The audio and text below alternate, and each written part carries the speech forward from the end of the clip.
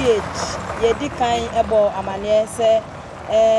Kwahu Easter no ye beto fom bia no ye bema atiefo ene ahwefo atimi ehu samre ye di kan bo amane se eye ekwan so ye gina so ye hu se ekwan so ye kwan a omanfo akoma da so pa aban so akoma da so pa se okwan ase be afi ne fani contractor no muni modern bo awa bolo ide de ye twan se odikota begu kwan no so amaye anya paragliding site ho no penifo ahwe ama samre omo di kota egu ekwan no so a omo ye samre wo hwe ekwan yi a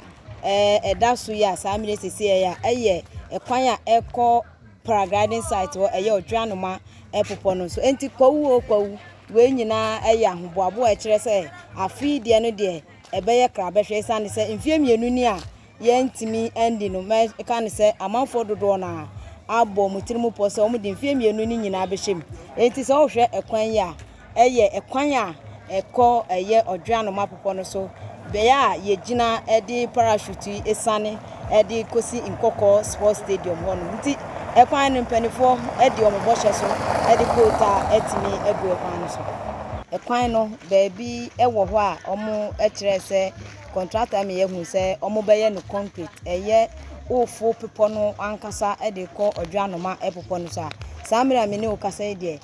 honom no ankasa ne de omu nyanye na mo hwe senia ahoboabo anesi kona anhwa na ekọ akoye se yebedi Easter na wie ansa na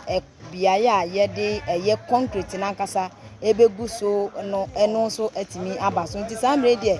concrete ne de no ebeka se ede efo pepo no ankasa de akọ Odweanoma pepo no so no eho ne de empanifo entimi nyeye na ohwe ebre ya ben ene samre ni akoso idia na kome akoye se yebedi Easter na wie na eho no concrete no atimi abaso nenso no ekwan no so de edaso a chese empanifo atimi ahwe aye no kama enti no obi ahwe a oba ye Odweanoma pepo no so a meka se wani beje etane se empanifo bo omho emodin se omobe ma ekwan no so etimi aye krabehwe na